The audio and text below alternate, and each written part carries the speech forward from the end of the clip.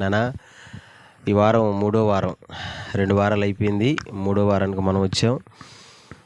అందరూ కూర్చోవడం నాకు చాలా సంతోషం. ఈ 3వ వారం అయినా సరే అది పనిగా నేను చెప్పా నిన్న, పోయిన వారం 3వ వారంలో అయినా అందరూ కూర్చోమని. అందరూ కూర్చున్నారు, నాకు చాలా సంతోషం. ఇదే విధంగా ప్రతి కుటుంబ ప్రార్థన పెట్టుకున్న అందరూ కూర్చుంటే ఆకాశమందున్న దేవుడు కూడా ఆనందిస్తాడు.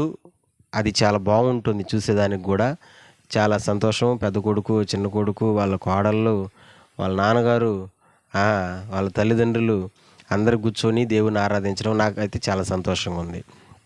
ఈ 3వ వారం ఏం చెప్పాలి ప్రభువా అని నేను ఆలోచన చేస్తున్నప్పుడు దేవుడు నాకు చూపించినటువంటి కొన్ని మాటలు, ప్రియులరా, చాలా శ్రద్ధగా మీరందరూ విని ఈ వాక్యం చేత దీవించబడాలని నేనైతే అనుకుంటున్నాను.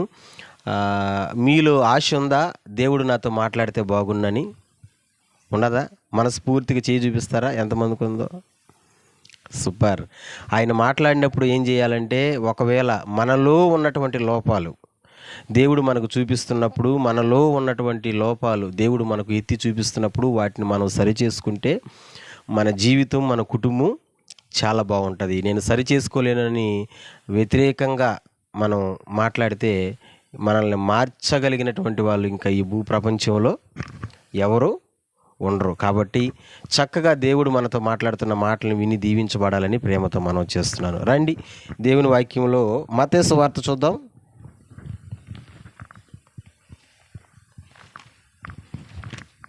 ఏడవ అధ్యాయం 24 నుంచి 27 వచనాలు మనం చదువుదాం. తీసిన వాళ్ళు ఎవరైనా?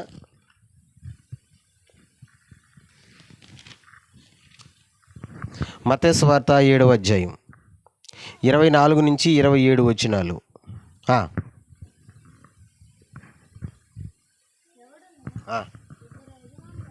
ఏమా అదేనా అది కాదు. 7:24.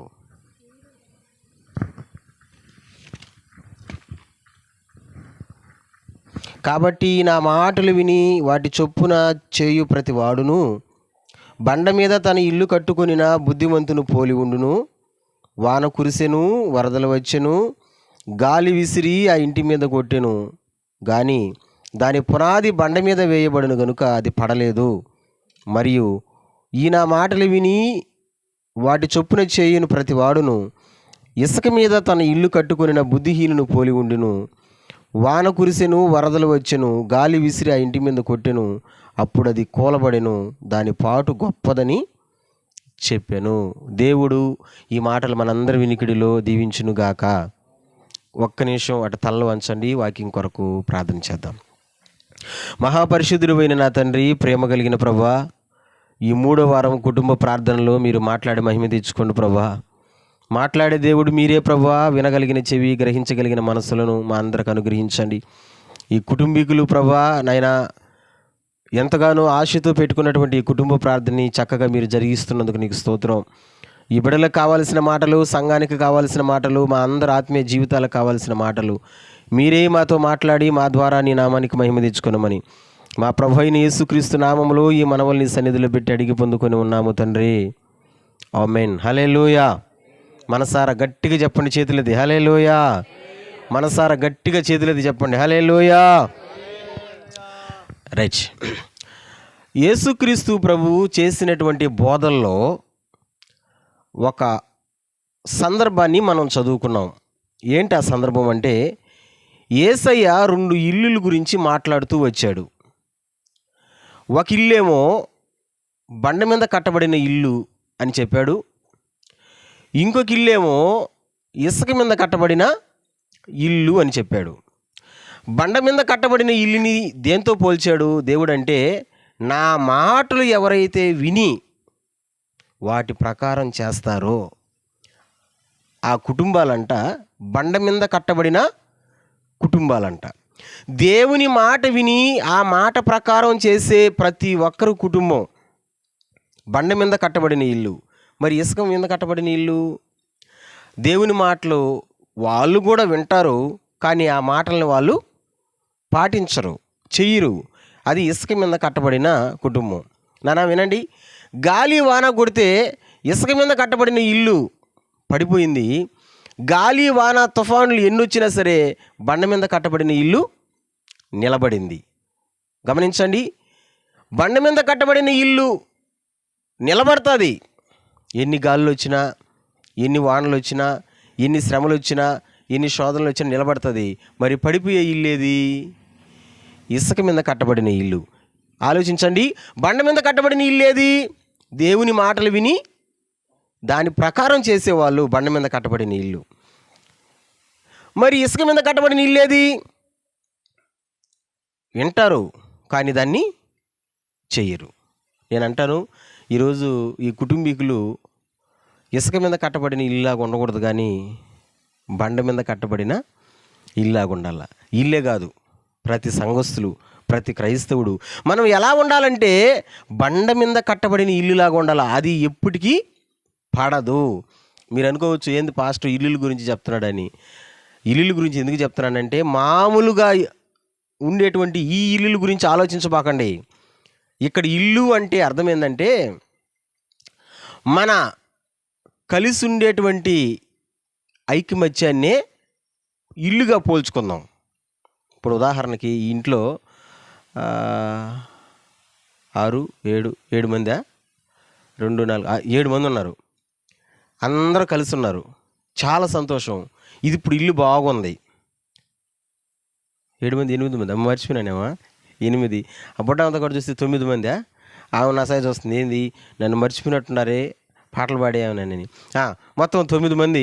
ఈ 9 మంది కలిసి ఉన్నారు అంటే ఇప్పుడు చెప్పండి, ఇది నిలబడిన ఇల్లా లేకపోతే పడిపోయిన ఇల్లా? నిలబడిన ఇల్లు. మరి ఇల్లు పడిపోవడం అంటే ఏంది? ఒకరికొకరికి సంబంధం లేకుండా పోవడం. ఈరోజు నేను ఆటోలో వస్తూ ఉన్నప్పుడు వెనక బుర్రక్కలంతా ఒక స్టోరీ లేపేసినారు. ఏం స్టోరీ అంటే, ఇప్పుడు వచ్చే కోడల్లా రావడమే కొడుకుని తీసుకొని పక్కకి వెళ్ళిపోతున్నారు. మాకు దాహం పోయడంలే. ఒక ఆమె అంటుంది, వేయ్ నువ్వు పెళ్లి చేస్తే పెళ్లి ఖర్చు వరకే నువ్వు డబ్బులు పెట్టు, ఆ తర్వాత నువ్వు డబ్బులు ఖర్చు పెట్టబాక, అంతా దాచిపెట్టుకో, ఆ డబ్బుల కోసం అయినా నిన్ను. ఎంత స్వార్థమో చూడండి. వాళ్ళు అనుకుంటున్నారు, మేమున్న రోజుల్లో మేము ఎట్టున్నామో తెలుసా, మా అత్తలకి భయపడేవాళ్ళమి, మామూలకి భయపడేవాళ్ళమి, మొగుళ్ళకి భయపడేవాళ్ళమి. ఇప్పుడు రోజుల్లో ఎట్టున్నారో తెలుసా, ఊరికి నడి మంచంలో కూర్చొని ఉంటారంట. పెద్దోళ్ళు వీళ్ళకి చేసి పెట్టాలంట. వాళ్ళు ఎంత మాట్లాడుకుంటూ వస్తున్నారు. నిజంగానే పరిస్థితులు అలాగే ఉన్నాయి. మరి ఇలా ఉంటే ఒకరికి సంబంధం లేకుండా ఎప్పుడైతే ఉంటుందో ఆ ఇల్లు పడిపోయిన ఇల్లుతో సమానం. ఆ ఇల్లు పడిపోయిన ఇల్లుతో సమానం. ఏ ఇల్లు పడిపోద్ది అంటే ఇసుక మీద కట్టబడిన ఇల్లు పడిపోద్ది. ఇసుక మీద కట్టబడిన ఇల్లు ఏది? ఆయన మాటలు వింటారు కానీ దాన్ని చెయ్యరు వాళ్ళు. నేను అంటాను, నానా వాక్యాలు మనం చెప్పుకునేది ఎందుకు? దాన్ని చేసేదానికే కదా, దాన్ని అనుసరించి నడవాలి కదా. మరి నడవనప్పుడు మరి ఇసుక మీద కట్టబడిన ఇల్లులాగా మనం పడిపోతాం. కానీ యేసయ్య అంటున్నాడు, నా మాటలు ఎవరైతే వింటారో, విని దాని ప్రకారం చేస్తారో వాళ్ళు బండ మీద కట్టబడిన ఇల్లులాగా ఉంటారు. వరదలు వచ్చినా, తుఫాను వచ్చినా, గాలి వానలు వచ్చినా అది పడదు. కుటుంబం మీదకి, మనుషుల మీదకి గాలి వాన వరద అంటే ఏందంటే శ్రమలు. గాలి అంటే ఏంది? శ్రమే. వాన అంటే ఏంది? శ్రమే. తుఫాన్ అంటే ఏంది? శ్రమే. అంటే పెద్దవేయి, చిన్న చిన్నవి, పెద్దవి రకరకాలుగా వస్తాయి కుటుంబం మీదకి, కుటుంబంలో ఉన్నటువంటి వాళ్ళ మీదకి. అందుకే ప్రభు అంటాడు, మీరు పడకుండా మీరు గట్టిగా నిలబడాలంటే నా మాటలు విని దాని ప్రకారం చెయ్యాలా. నేను అదే ఆలోచన చేస్తున్నా. ప్రభా ఏం చెప్తున్నావు ప్రభా నువ్వంటే, నేను ఏదైతే చెప్తానో చెయ్యబాక అంటానో దాన్ని చేయబాకండి, నేను ఏదైతే చేయమని చెప్తానో దాన్ని చెయ్యండి. మళ్ళీ చెప్పనా, అర్థమైందా? దేవుడు మనకు ఏదైతే చేయవద్దు అంటాడో దాన్ని చేయకూడదు. దేవుడు మనల్ని ఏమైతే చేయమంటాడో దాన్ని చేయాలా. ఇప్పుడు రివర్స్లో చెప్పండి ఆ మాటని, ఇప్పుడు చెప్పిన మాటని రివర్స్లో చెప్పండి. ఒరే ఇప్పుడు ఏం చెప్పాను నేను? దేవుడు మనకు ఏదైతే చేయవద్దు అంటాడో దాన్ని చేయకూడదు మనం. ఏదైతే చేయమంటాడో దాన్ని చెయ్యాలి మనం. రివర్సలో చెప్పండి ఇప్పుడు దాన్ని. దేవుడు ఏదైతే చేయమంటాడో దాన్ని చేయకూడదు, ఇది రివర్సు. ఏదైతే చేయమంటాడో దాన్ని చేయకూడదు అన్న దాన్ని రివర్స్. జనాలు ఎట్టున్నారు, రివర్స్లో ఉండకూడదు మో, రివర్స్లో ఉండకూడదు. స్తోత్రం చెప్పండి. ముందరకు పోవాలా వెనక పోవాలా? బండ్లు తోలే వాళ్ళకి ఒక చిన్న మాట చెప్తాను, మీకు అది బాగా అర్థమవుతుంది. ఆటోకైనా, కారుకైనా, బస్సుకైనా, వ్యాన్కైనా, దేనికైనా రివర్స్ గేర్ ఉంటుందా? ఉండదా? ముందరకు పోయే గేర్లు ఎన్ని ఉంటాయి? ముందరకు పోయేదానికి గేర్లు ఎన్ని ఉంటాయి? 4 ఉండొచ్చు, 5 ఉండొచ్చు, 6 కూడా ఉండొచ్చు. కానీ రివర్స్ గేరు ఒకటే ఉంటుంది. ఏమి రివర్స్ గేర్ కూడా 4, 5 పెట్టచ్చు కదా. ఎందుకంటే నువ్వు రివర్స్ స్పీడ్గా పోతున్నావు అనుకో, ఖచ్చితంగా బ్యాలెన్స్ తప్పి యాక్సిడెంట్ అయిపోద్ది. అందుకని రివర్స్ చేయకూడదు, మనం స్ట్రైట్గానే పోవాలా. దేవుడు చేయవద్దు అన్నదాన్ని చేయకూడదు అంతే. అప్పుడే నువ్వు బండ మీద కట్టబడిన ఇల్లులాగా ఉంటావు. దేవుడు ఏదైతే చేయమన్నాడో దాన్ని చేయాలంతే. ఈ 3వ వారం నేను ఏం మాట్లాడాలనుకుంటున్నానంటే, దేవుడు నా హృదయంలో పెట్టిన భారం ఏంటంటే, దేవుడు మనకు చేయవద్దు అన్న కొన్ని విషయాలు ఉన్నాయి, కొన్ని పనులు ఉన్నాయి, దాన్ని మనం చేయకూడదు. చాలా పనులు మనం చేయకూడదు. క్రైస్తవుడిగా ఉండేటువంటి వాడు, దేవుని బిడ్డగా ఉండేటువంటి వాళ్ళు చేయకూడదు. ఏమేమి చేయకూడదు అనేటువంటి కొన్ని విషయాలు నేను ఈరోజు మీ ముందర పెడుతున్నా. చాలా జాగ్రత్తగా వినండి. చేయకూడదు వీటిని. చేయొచ్చా? చేయకూడదా? చేయకూడదు. మనలో ఉండకూడదు. ఇప్పుడు చెప్పేటివి మనలో ఉండకూడదు. ఒకవేళ ఎవరిలో ఉన్నా సరే వాళ్ళ దగ్గర కూడా మనం ఉండకూడదు. గుర్తుపెట్టుకోవాలా. ఏమేమి చేయకూడదు క్రైస్తవుడు? నువ్వు నిలబడి ఉండాలంటే దేవుడు చెప్తున్నాడు, నీ కుటుంబం బాగుండాలంటే దేవుడు చెప్తున్నాడు, ఇదిగో వీటిని చేయబాక అంటున్నాడు. చేయబాక అన్నప్పుడు మనం చేయకూడదు. ఏమేమి చేయకూడదు చూద్దామా? నెంబర్ 1, సామెతల గ్రంథం 22వ అధ్యాయం 24వ వచనం చూడండి.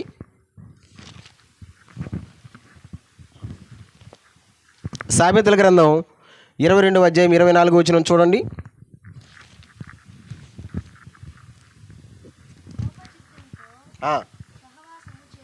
అది క్రైస్తవుడు చేయకూడనటువంటి మొదటి పని. దేవుని బిడ్డలు జాగ్రత్తగా ఉండాలంట.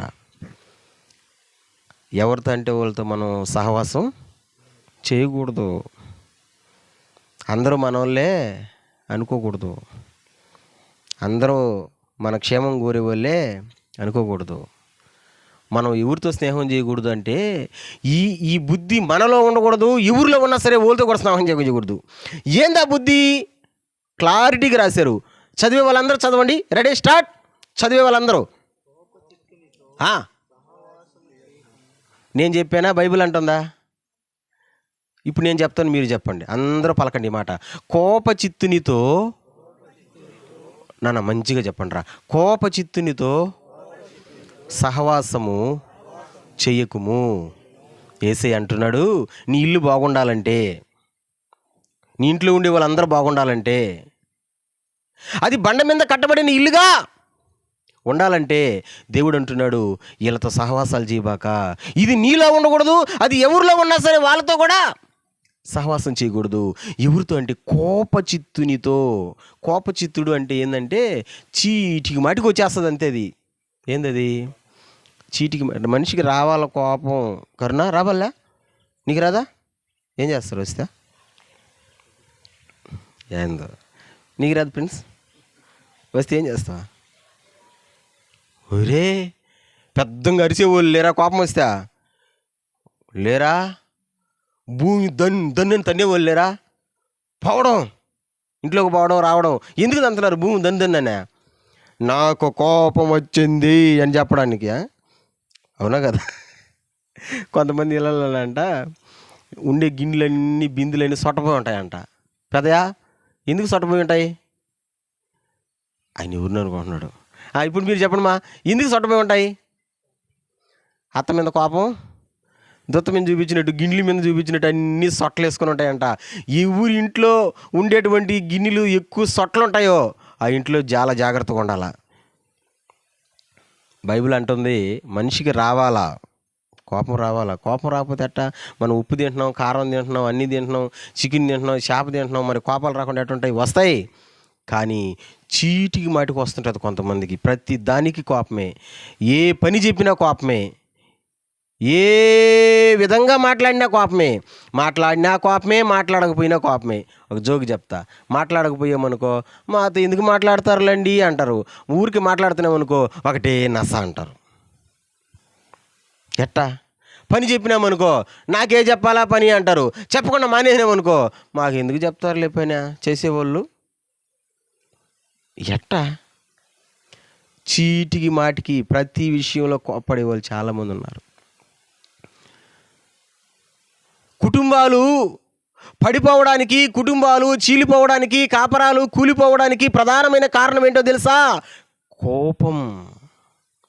అందుకే బైబిల్ అంటుంది, నీ కుటుంబం బండ మీద కట్టబడిన కుటుంబంగా ఉండాలంటే ఇలాంటి వాళ్ళతో సహవాసం చేయబాకు. అంటే చీటికి మాటికి కోప్పడే వాళ్ళు ఉన్నారు. ఇది చాలా చాలా పొరపాటు. ఏ దేవుని బిడ్డకి, ఏ క్రైస్తవునికి ఇది ఉండనుగాక. చెప్పండిమా, ఉండాలా ఉండకూడదుమా? గట్టిగా చెప్పండి. ఉండాలా ఉండకూడదుమా? ఉండకూడదు. ఎందుకు ఉండకూడదంటే అదే సామెతల గ్రంథంలో ఇంకొక మాట చూపిస్తా. ఎందుకు ఉండకూడదంటే అదే సామెతల గ్రంథంలో ఇంకొక మాట చూపిస్తా. చూడండి, 30వ అధ్యాయం 33 వచనం చూడండి. 30వ అధ్యాయం 33 వచనం అదే సామెతల గ్రంథంలోని.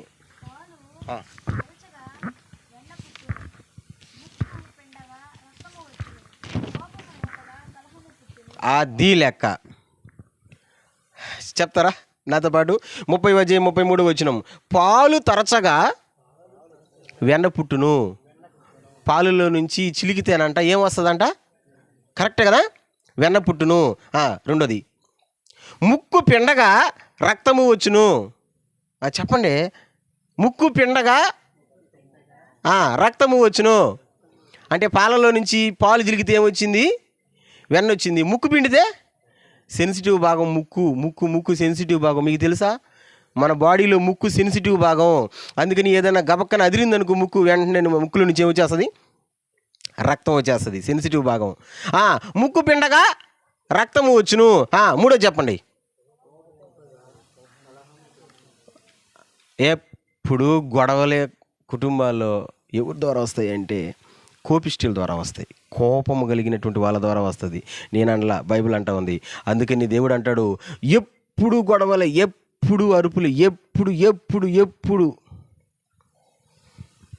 అందుకే అది మనలో ఉండకూడదు. ఒకవేళ ఎవరిలో ఉన్నదని మనకు తెలిసినా సరే అలాంటి వాళ్ళతో మనం సహవాసం చేయకూడదు. దూరంగా ఉండాలా. కోపానికి మనం దూరంగా ఉండాలా. ఎవరికైనా సరే ఉన్నా సరే వాళ్ళతో కూడా మనం దూరంగా ఉండాలా. మనిషికి రావాలి కానీ ఊరికే చీటికి మాటికి రాకూడదు. ఎందుకంటే అది గొడవలకి కారణం అవుతుంది. బైబిల్ అంటుంది, సహవాసం చేయబాక కోపచిత్తునితో అంటది.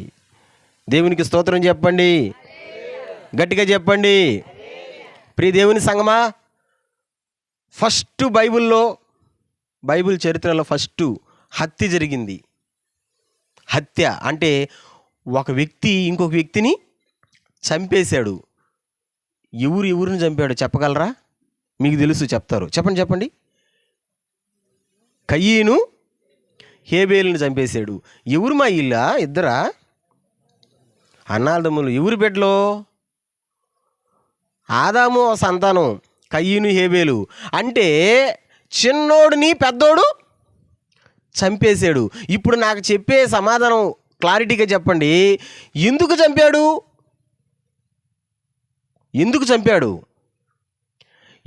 చంపాడు అని అడుగుతున్నా.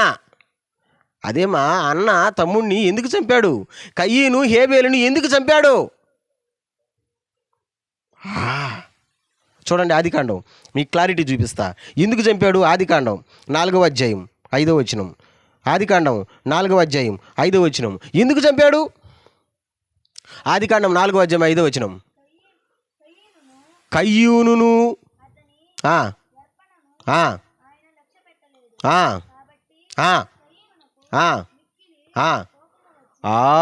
కయ్యూనుకు మిక్కిలి కోపము వచ్చి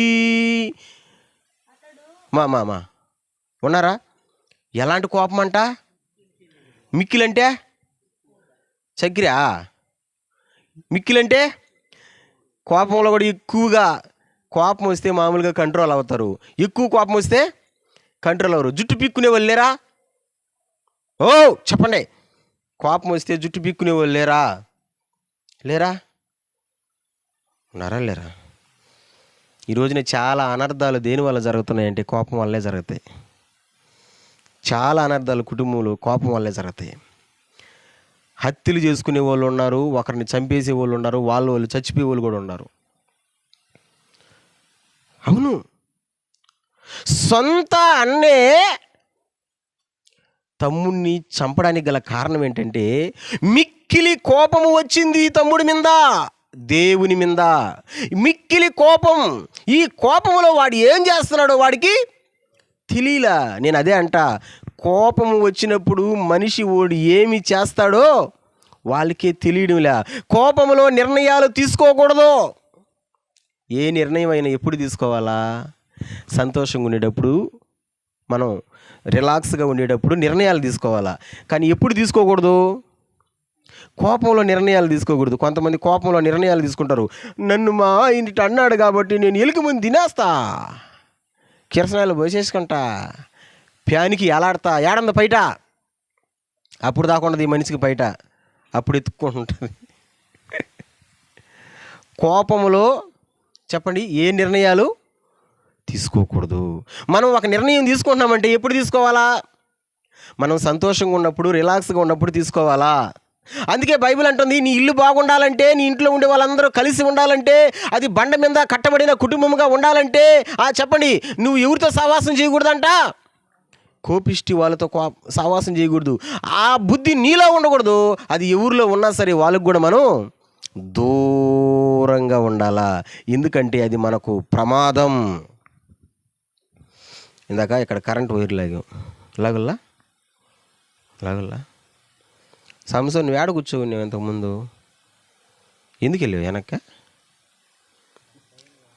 కాదు, ఎందుకు వెళ్ళావు వెనక్కంటే ఆడ వైరు లాగినాం కదా, అది ఆడ షాక్ కొడుతుందో అని.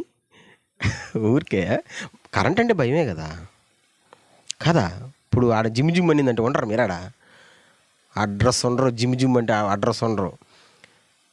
ఎందుకు ఉండరంటే భయం. అంటే అది ప్రమాదం. ఎస్, కరెక్ట్, అట్టే ఉండాలా. అది ప్రమాదం, అది ప్రమాదం. కోపము కూడా ప్రమాదమే. కోపములో వచ్చేటువంటి నిర్ణయాలు కూడా ప్రమాదమే. ఒక మాట చెప్తా, బాగా గుర్తుపెట్టుకోండి. మనం కోపము కలిగి ఉంటే, కోపిష్టి వాళ్ళతో మనం సహవాసం చేస్తే మనం నష్టపోతాం. ఏం పోతాం? అన్నిటిలో నష్టపోతాం, ప్రతి దాంతో నష్టపోతాం.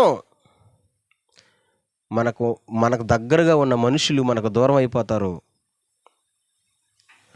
మనం ఏది చేయాలన్నా సరే మనకు ఎంకరేజ్ చేసేవాళ్ళు, సహాయం చేసేవాళ్ళు ముందరకి రారు. ఎందుకంటే కోపం. నేను ఒక కొటేషన్ ఒకటి చదివా, నాకు భలే నచ్చింది నా కొటేషన్. ఏంటి ఆ కొటేషన్ అంటే, ఎవరు రాశారు, భలే రాశారు. మండుతున్న చెట్టు మీద ఏ పక్షి కూడా వాలదు. చదివారా మీరు ఎప్పుడైనా? చదువుంటారు. మండుతున్న చెట్టు మీద ఏ పక్షి కూడా వాలదు. మరి పక్షులు వాలాలంటే ఏ చెట్టు మీద వాళ్తాయి? అది పచ్చంగా ఉండాలా, అది చల్లంగా ఉండాలా, అవునా కాదా? అది పచ్చంగా, అది చల్లంగా ఉన్నప్పుడు ఏ పక్షి అయినా వాళ్తుంది. కానీ మండతా ఉండేటప్పుడు ఏ పక్షి వాళ్తుంది? వాలదు. ఒక మనిషి కోపంలో ఉంటే ఎవరు వస్తారు నీ దగ్గరికి? ఎవరు వస్తారు నిన్ను పలకరించి? ఓయమ్మ ఆయన అయితే మాకు వద్దయ్యో, ఓయమ్మ ఆ మనిషి అయితే మాకు వద్దయ్యో, వాళ్ళతో మనకు పడదయ్యో. ఎందుకంటే వాళ్ళు చూడండి, అంటే చెట్టు ఏమైపోతుంది? మండుతుంది. అందుకని కోపము కలిగి ఉంటే మనం నష్టపోతాం, మనుషులకు మనం దూరం అయిపోతాం, మనుషులు మనల్ని దూరం పెడతారు. అందుకని బైబిల్ కూడా అంటుంది, నీ ఇల్లు బండ మీద కట్టబడిన ఇల్లుగా ఉండాలంటే కోప చిత్తునితో సహవాసము చేయబాకండి. వద్దు, మనకు ఉండకూడదు. చెప్పండి. ఆ బుద్ధి ఉండే వాళ్ళతో కూడా, అంటే చీటికి మాటికి, అది గుర్తుపెట్టుకోండి. కోపం రావాలా, రాకుండా ఎవరుకుంటుంది? ఏసైగా వచ్చింది కోపమా? వచ్చిందా రాలేదా? కొరడాలు బెరుక్కోలేదా? బల్లలు తోసేసాడా? అంజూరపు చెట్టుని శపించలేదా?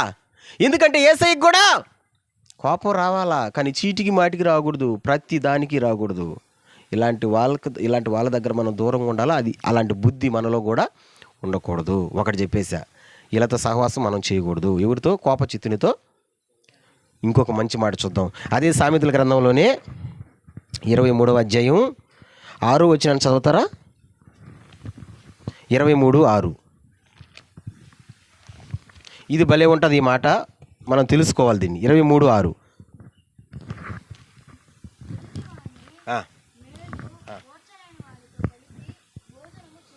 ఇదిగో మా రెండో తెగోళ్ళు, వీళ్ళతో కూడా మనం సహవాసం చేయకూడదు, వీళ్ళ దగ్గర కూడా ఉండకూడదు. ఎవరోళ్ళు? ఎదుటి వాని మేలు వార్చలేని వాళ్ళతో మనం కలిసి భోజనం చేయకూడదు.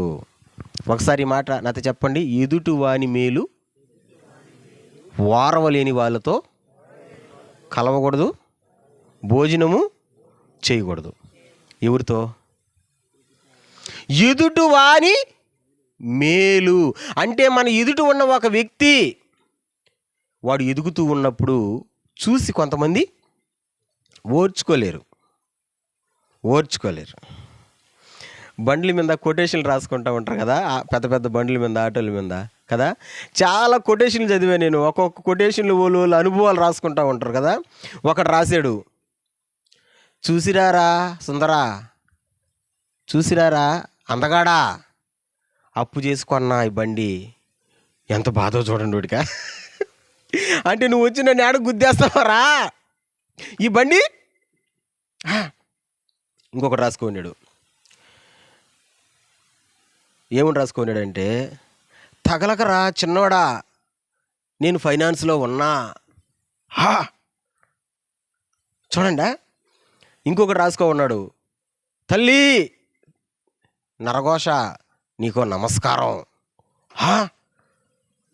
అంటే నర దృష్టికి నా ప్రాయ కూడా అంటారు కదా, పగిలిపోద్దా అన్నట్టుగా కొంతమంది ఉంటారు. ఉదాహరణకి మనోడు ఆటో కొన్నాడు కదా, మేలు కోరుకునే వాళ్ళు అయితే మంచిదే, మేలు కోరుకునే వాళ్ళు ఉంటారు కొంతమంది, ఓర్చుకోలేని వాళ్ళు ఫుల్ కొరతారు. ఒకసారి కొరకండి వేసొద్దాం, ఒకసారి కొరకండి, నేను కొరికి చేతరాదు నాకు. పట్ట పట్ట పట్ట పట్టని కొరకతలా. ఈరోజు కూడా మా అబ్బాయి గడు వాడు నన్ను రేపు తిడతాడేమో అని అనుకుంటున్నాను నేను. ఇప్పుడు కాదులే, ఎప్పుడో ఒకసారి తిడతాడు ఖచ్చితంగా. వాడి చేత బలవంతంగా బండి కొనిపించి ఈరోజు కొత్త బండి, ఆయన సెకండ్ హ్యాండ్లో కొనుక్కోవాలన్నాడు. అవి కుదరదా, కొత్త బండి తీసుకొని కొత్త బండి తెచ్చా. ఇప్పుడు చెప్పండి, మేలు కోరుకునేవాడైతే అబ్బా మా యాహోను బండి కొనుక్కున్నాడని అనుకుంటాడు. కానీ ఓర్చుకోలేనుడైతే కొన్నాడా, పొల్లు కొరకుతున్న సౌండ్ రావడంలా. కొంతమంది ఉంటారు, మనం ముందర పోతుంటే ఓర్చుకోలేనటువంటి వాళ్ళు, మనం ఎదుగుతూ ఉంటే ఓర్చుకోలేనటువంటి వాళ్ళు, మనం ఒక అడుగు ముందరకు పోతూ ఉంటే అసూయపడేవాళ్ళు ఉన్నారా లేరా? చెప్పండిరా, ఉన్నారా లేరా? ఆ బుద్ధి మనలో కూడా ఉండకూడదు. ఆ బుద్ధి ఎవరిలో అయితే ఉంటుందో వాళ్ళతో సహవాసం చేయకూడదు, కలిసి తిరగకూడదు, తినకూడదు కూడా. తెలియడంలే ఈరోజు చాలామందికి. పైకి నటిస్తున్నారు కానీ లోపల మనమంటే అసూయ ఉంది, మనమంటే ఓర్చుకోలేని గుణం ఉంది, మనమంటే కుళ్ళుకొని చస్తున్నారు. ఎక్కడా? లోపల.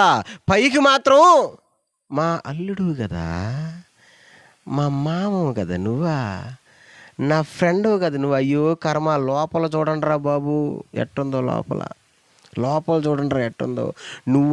నిన్ను ఏదో ఒకటి చెయ్యాలని, నిన్ను కింద పడదొయ్యాలని, నిన్ను తొక్కాలని చూస్తున్నారు.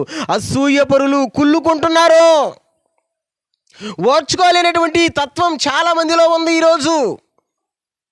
మనం ఏదో తింటున్నామని కదా, మనం ఏదో కొంటున్నామని కదా. ఈరోజు ఒక అన్న అన్నాడు, నాకు చివుక్కనింది ఆ మాట.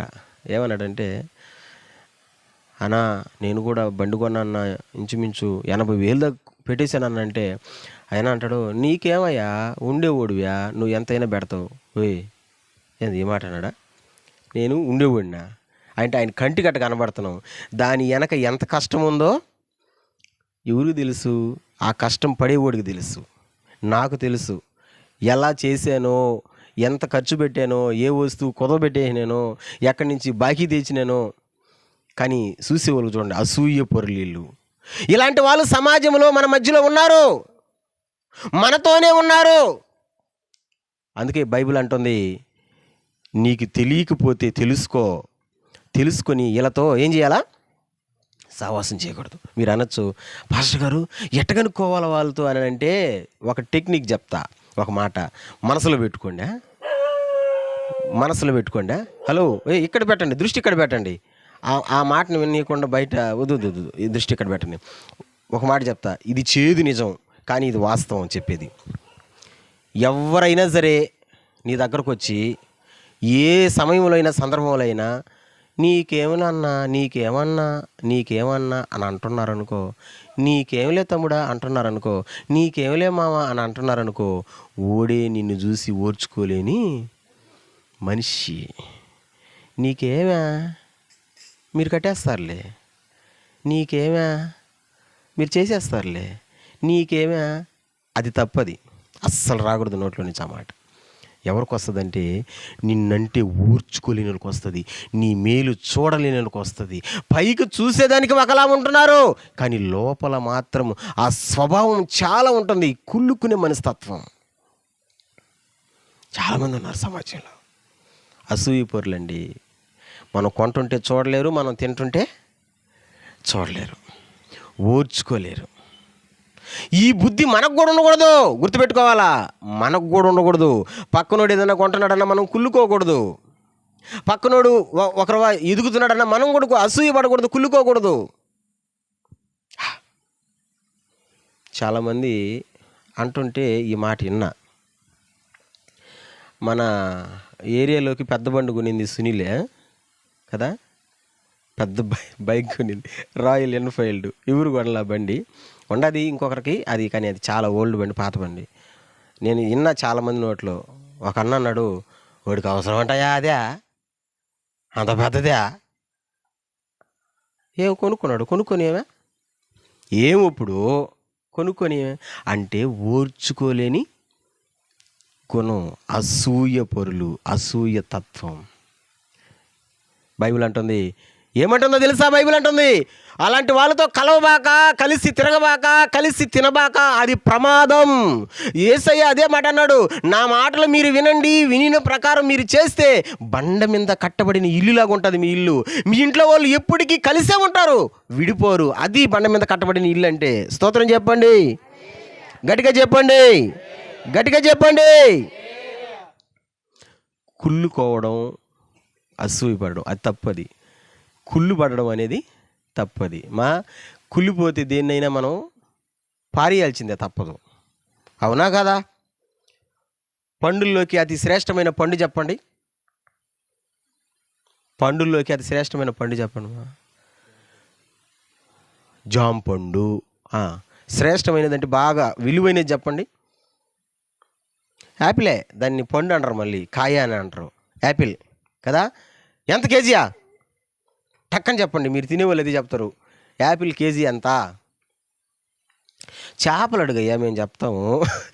యాపిల్ అడిగితే ఎంత అంటారు? యాపిల్ ఎంత మా కేజీయా? 300 ప్రస్తుతం మార్కెట్లో 300 ఉంది. అర కేజీ కొనాలన్నా 150 రూపాయలు. ఎన్ని దొరుకుతాయి అనుకుంటున్నారు 150 రూపాయలకి? 2 ఒకటి కాదు 3 దూకొచ్చు. అప్పటికి ఒక్కొక్కటి ఎంత పడింది కదా? నువ్వు నాన్న 30 రూపాయలు ఉందని ఒక కాయి అంటే ఇస్తారా? వాడు చచ్చిన ఇడు కులిపోతే దెబ్బలో కొట్టుంటారు దాన్ని. అప్పుడులా ఆవులు పోయి, పందులు పోయి గురకం అని తింటుంటాయి. నేనేమనుకుంటానంటే 30 రూపాయలకి ఇచ్చింటే పాపం 3 తిని ఉన్నాడా? ఇచ్చేదానికి బుద్ధి రాదు, ఇచ్చేదానికి మనసు రాదు. కులిపోతే పారేసేదానికి మనసు వస్తుంది. చూడండి మనిషి తెలివి ఎలాంటిదో. పారేసేదానికి మనసు వస్తుంది, కానీ పెట్టేదానికి మనసు రాదు. నేను ఎందుకు చెప్తున్నానంటే, కుళ్ళుకునే తత్వం ఉంటే నిన్ను కూడా దెబ్బలో కొట్టేస్తాడు దేవుడు, అంతే. కుళ్ళుకోకూడదు. ఎవరు ఏదైనా కొనుక్కొని దేవుడు నీకు కృప చూపిస్తే, నీకు ఇచ్చే సమయంలో దేవుడు నీకు కూడా ఇస్తాడు. ఎందుకంటే మన దేవుడు అన్యాయస్తుడు కాదు. నీకు కావాల్సింది నీకు ఇస్తాడు, నాకు కావాల్సింది నాకు ఇస్తాడు, ఎవరికి కావాల్సింది వాళ్ళకి ఇస్తాడు. మన దేవుడు నమ్మదగినవాడు. దేవునికి స్తోత్రం. నమ్మదగిన వాడే నలు దిశలా నెమ్మది కలుగా చేయువాడే. కొట్టు గడిగా చప్పట్లో.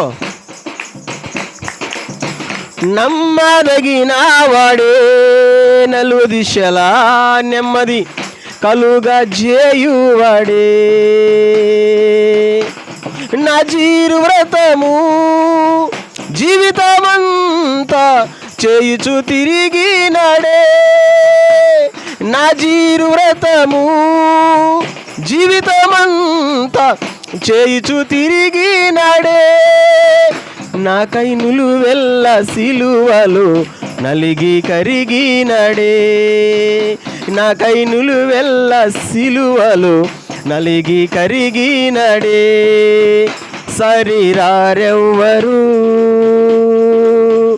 నా ప్రియుడైన యేసయ్యకు. హల్లెలూయా. ఆయన నమ్మదగిన వాడు. ఎవరికి ఏది ఇవ్వాలో ఏది ఎప్పటికి ఇవ్వాలో ఆయనకి తెలుసు, ఆయనకి ఇస్తాడు. కాబట్టి కుళ్ళుకునే వాళ్ళు, ఎదుటి వాని మేలు చూసి కుళ్ళుకునే వాళ్ళు, అసూయపడే వాళ్ళ దగ్గర మనం స్నేహం చేయకూడదు, కలిసి తిరగకూడదు, కలిసి తినకూడదు. మనం చేయకూడనటువంటి 2 పనులు నేను చెప్పేశా. వీళ్ళతో సవాసాలు చేయకూడదు, మనలో ఉండకూడదు, ఈ ఎవరిలో ఉంటాయో వాళ్ళతో కూడా కలవకూడదు. టక్కని చెప్పండి. నెంబర్ 1 ఎవరు వాళ్ళు? కోపచిత్తునంటే అదేవాయ్ అంటే చీటికి మాటికి రావాలా కోపం. మాట్లాడినా రావాలా, మాట్లాడకపోయినా రావాలా. ఇదే పని చెప్పినా రావాలా, పని చెప్పకపోయినా రావాలా. ఇదే అది చీటికి మాటి కోపం రా అంటే. ఇలాంటి వాళ్ళతో వీళ్ళు నష్టపోతారు, జీవితంలో ఖచ్చితంగా నష్టపోతారు. అన్నీ పోగొట్టుకుంటారు. మండతున్న చెట్టులాగా ఉంటే అన్నీ పోగొట్టుకుంటారు. కాబట్టి ఈ బుద్ధి మనలో ఉండకూడదు. ఇలాంటి వాళ్ళతో సావాసం చేయకూడదు. నెంబర్ 2 ఇప్పుడే చెప్పానే, మన మేలు అంటే ఎదుటి వాని మేలు చూసి ఓరవలేని వాళ్ళతో చెప్పండి స్నేహం, కలిసి భోజనం చేయకూడదు. 2 చెప్పేశా. ఇప్పుడు 3వది కొంచెం ఒక్కరవాట కరుగ్గా ఉంటుంది. ఒక్కరవాట కరుగ్గా ఉంటుందా? ఏమనుకోబాకండి, కొంచెం కరుగ్గా ఉంటుంది. అదే సామెతల గ్రంథంలోనే 23 అధ్యాయం 20 వచనం చూద్దాం.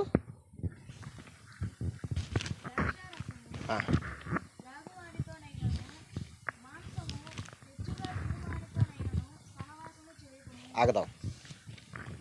ఇప్పుడు చదివే వాళ్ళందరూ ఇంకొకసారి గట్టిగా చదవండి ఆ మాట. Ready, start.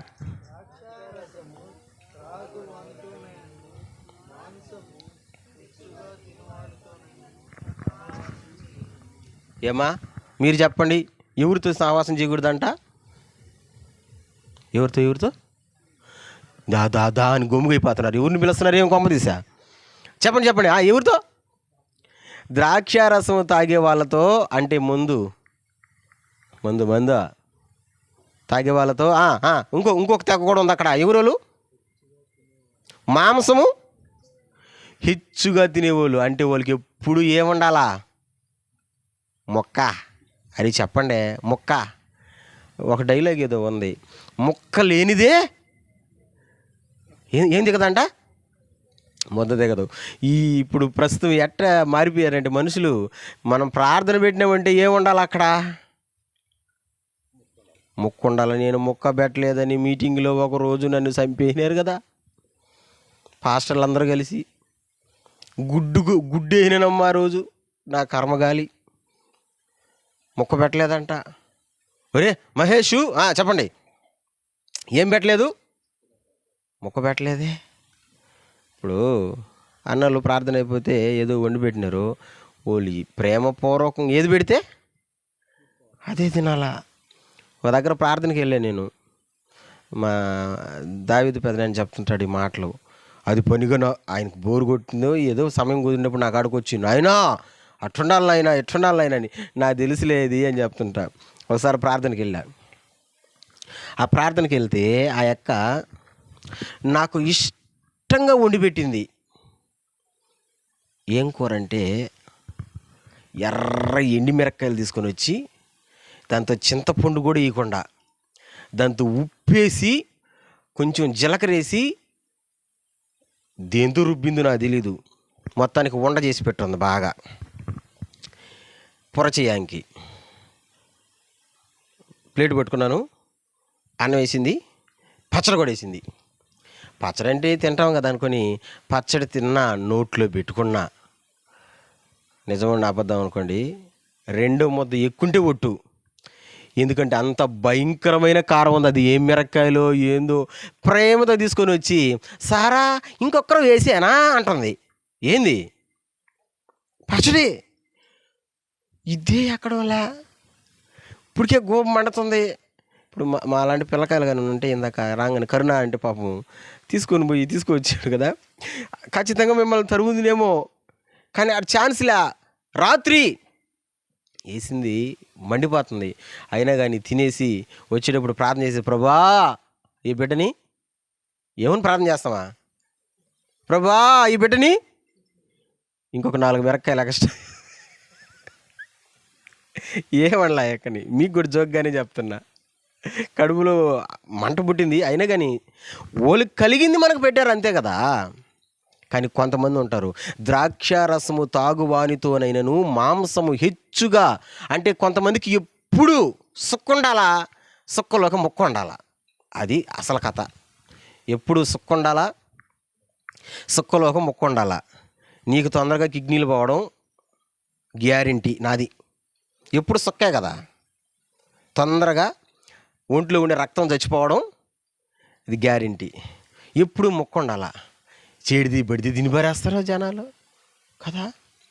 మీకు ఒక మాట చెప్పనా, మనుషులకి జబ్బులు ఎప్పుడు ఎక్కువైపోయినాయంటే, ఏ మాంసం అంటే ఆ మాంసం తినిపారేసి. మా అమ్మని హాస్పిటల్కి తీసుకుపోతే చెన్నైలో, మన భారతదేశంలోనే టాప్ 2 డాక్టర్ అయిన ఒక ఆయన జర్మనీలో ఉంటాడంట, పెద్ద డాక్టరు, నెంబర్ 1 డాక్టరు. రెండో ఆయన విజయ హాస్పిటల్లో ఉన్నాడు, అర్జున్ మురళీ మోహన్ దాస్ అనే పేరు అయింది.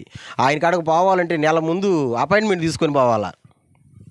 పోయి లోపలికి పోతే డాక్టర్ అడిగిన మాట నాకు బాగా గుర్తుంది. నువ్వు పందికూర తింటావా అని అడిగాడు. నువ్వు పందికూర తింటావా అని అడిగాడు. ఇప్పుడు తినలేదు సార్, మా నాయన మా అమ్మ బాగా పెట్టారు సార్ అని. అదే నీ తలకాయ నొప్పి కారణం అని చెప్పి. ఏంది ఏ కూర అంటే ఆ కూర మన ఆరోగ్యానికి క్షేమం కలిగి. కానీ మనోళ్ళు ఏది పడితే అది, బైబిల్ అదే అంటుంది, ద్రాక్షారసము తాగువానితోనైనను మాంసము హెచ్చుగా. అంటే ఎప్పుడు అపేక్ష. ఏం అపేక్ష అంటే ముక్కలేనిదే, ముద్ద దిగదు.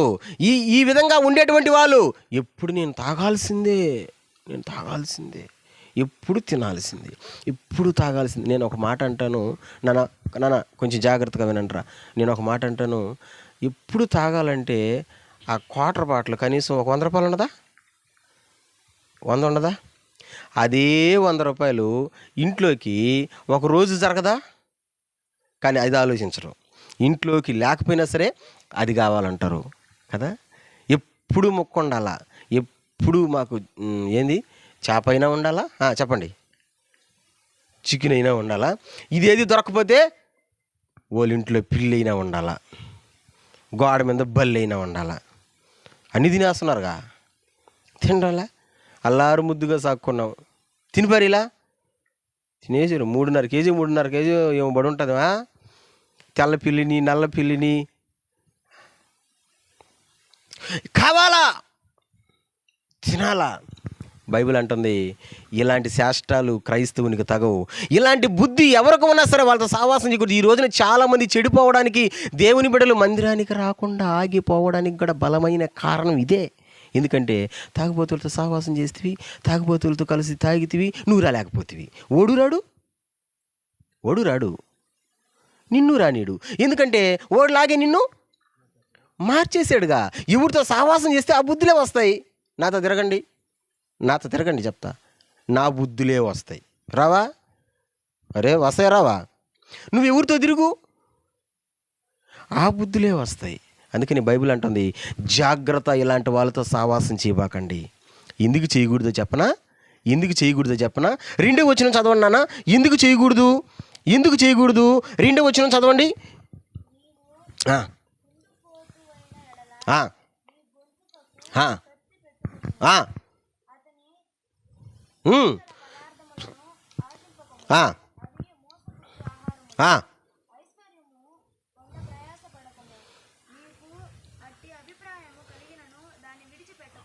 21వ వచనం చదువు.